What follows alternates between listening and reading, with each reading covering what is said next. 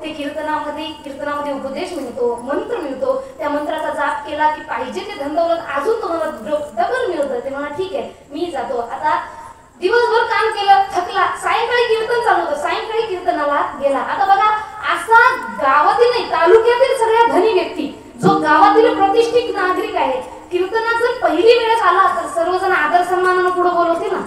कारण आजकाल काय बोलतं, ये पैसा बोलता है, ये पैसा बोलता है. आजकाल मान सन्मान त्याला जास्त आहे ज्याच्या खिशामध्ये पैसा आहे, ज्याच्या खिशात वजन आहे, त्याच्या त्या माणसात मध्ये सुद्धा वजन आहे. अशा प्रकारे तो व्यक्ती आला आणि आदर सन्मानाने सर्वांनी त्या व्यक्तीला आवाज दिली, म्हणाले या. यानं फक्त हा एक शब्द ऐकला, कोणता? घाबरायचं नाही. बोला कोणता शब्द ऐकला?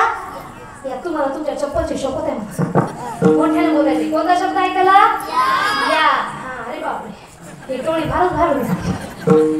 या शब्द ऐकला. आल्यानंतर समोर बसायला जागा दिली, म्हणाले बसा. यानं फक्त हे दोन शब्द ऐकले, या आणि बसा. तो थकून आला होता. कीर्तनाला इकडे सुरुवातही झाली आणि तो खुर्चीवर बसून तसाच झोपला. रागीट एवढा होता की पुन्हा उठवायची हिंमत केली नाही. आता कीर्तन झालं, कीर्तन संपलं, हा झोपला. यानं काही कीर्तन ऐकलं नाही. शेवटी सगळेजण गेले. ज्यांचं मंडपचं साऊंडचं सामान होतं त्यांना ती खुर्चीची गरज होती आणि म्हणून एका व्यक्तीने त्यांना उठवलं. त्या व्यक्तीने उठवलं आणि ते म्हणाले कीर्तन झालं जा. हा घरी गेला आणि आपल्या पत्नीला राग तेवढ्या रात्री झोपतून उठवलं. ए बाई उठ, काय म्हटलीस तू? कीर्तनात मंत्र देतात, कीर्तनात उपदेश देतात. मी कीर्तनात काय कर माहिती का? काय? या बसा जा. 3 शब्दाच्या व्यतिरिक्त काहीच बोलला नाही. आणि तू म्हणतो त्या कीर्तनामध्ये. आता हिला कळालं की हा नवरा झोपला होता, परंतु नवऱ्यानं जीवनामध्ये माणसाला दुसऱ्याची चूक सगळ्यात आधी दिसते, स्वतःची चूक कुणाला कधीच दिसत नाही. म्हणून त्यानं सांगितलं नाही की मी झोपलो होतो. तो म्हणाला की कीर्तनामध्ये फक्त 3 शब्द होते, या बसा आणि जा. 3 शब्द कोणते? पहिला, दुसरा, तिसरा. हे 3 शब्द लक्षात घ्या. पूर्ण दृष्टांत या 3 शब्दावर आहे बरं का, या बसा आणि जा.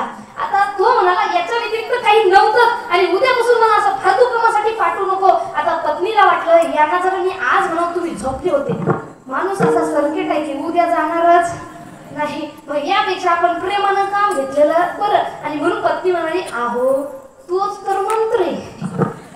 कोणता? या बसा जा.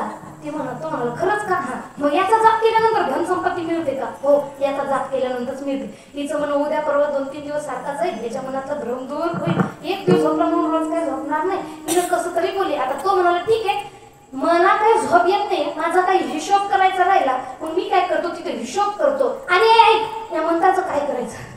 ती म्हणाली काय नाही, होईल तेवढा जाप करायचा असतो.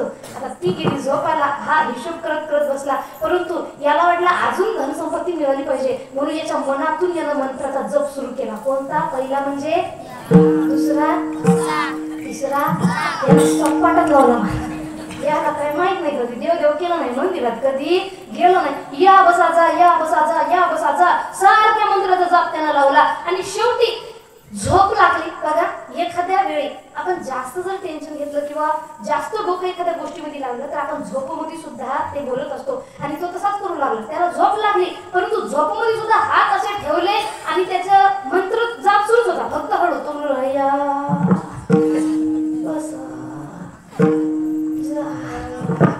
एवढ्यामध्ये त्या घरामध्ये त्या दिवशी मारली एका चोराने एंट्री. खिडकीतून चोरानं मारली उडी. जशी चोरानं उडी मारली यानाचा पहिला मंत्र बोला. कोणता? आता चोराला वाटलं बाबा यानं आपल्याला पाहिलेलं आहे, मागल्या मागं पळून गेलेलं. बरं माणूस जास्त गंभीर दिसतोय, मागं काय त्यानं पाहिलं नाही, पण हा पळून जाण्यासाठी जसा फिरला याचा दुसरा मंत्र बोला. कोणता? याला वाटलं बघलं आता काय करणार, आता पोलिसाकडे देणार. याआधी आपण काहीतरी त्याला देऊ आणि याचा तोंड मुख करू. त्याला रुमाल अंतरली, आपल्याला सगळा पैसा चोरीचा माल घेतला, काठोड बांधलं, त्याच्या समोर फेकलं आणि एवढ्यामध्ये म्हणाला मी आयुष्यात पुन्हा कधी चोरी करणार नाही, मला एकदाच माफ करा. आणि याचा तिसरा मंत्र बोला. कोणता? चोराला वाटलं गेलो माफ, तो गेला ना, आता पळून गेला. सकाळी जशी याचा डोळा उघडला, यानं डोळे उघडले पाहिले आणि म्हणाला बस.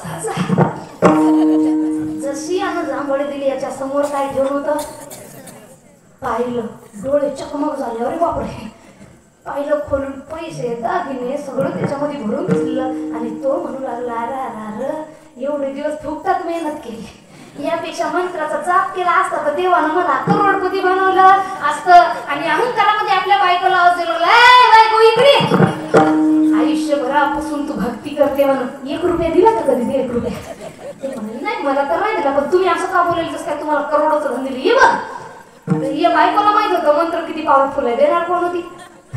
गुरु तेच. आता बायको म्हणाली ठीक आहे दिलं ते ठीक आहे, पण एकदा देवाचं दर्शन सीसीटीव्ही मध्ये करूयात का? हे म्हणाले ठीक आहे करूयात ना. सीसीटीव्ही कॅमेरा पाहिला आणि या बसा जाता कार्यक्रम त्यांच्या डोळ्याला आला.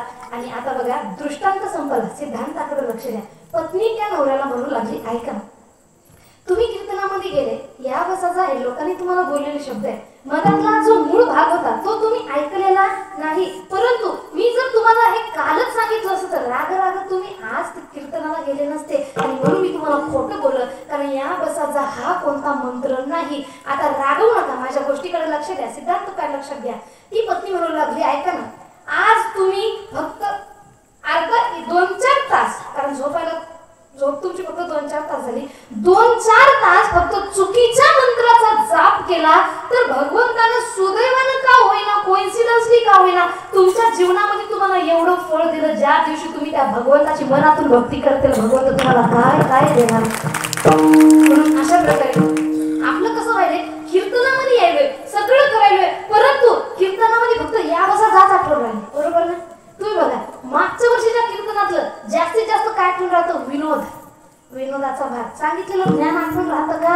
नाही. आणि आपण त्याचं चिंतन करत बसतोय. म्हणून कीर्तनामध्ये बसलोय तर 100% कीर्तनामधलं काहीतरी आपण आत्मसात करा, तेव्हा ते कीर्तन ऐकण्याचं फळ आपल्याला लाभेल. नाहीतर वर्षानुवर्ष रोज जरी कीर्तन ऐकले तरी सुद्धा काही फायदा होणार नाही. म्हणून आता बघा अभंगाच्या प्रथम चरणाकडे आपण जाऊया. कशा प्रकारे ऐकायचं लक्षात घ्यावे.